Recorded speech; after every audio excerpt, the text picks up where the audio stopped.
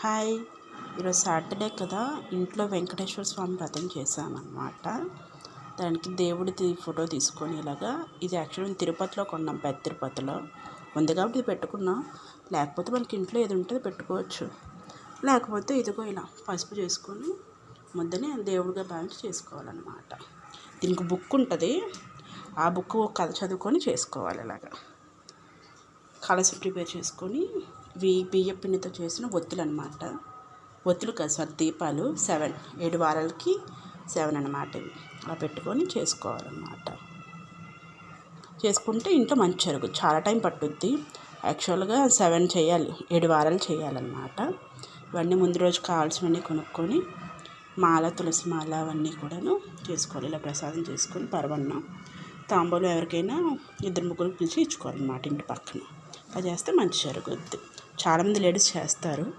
మీరు చేశారో కామెంట్ చేయండి. Bye bye.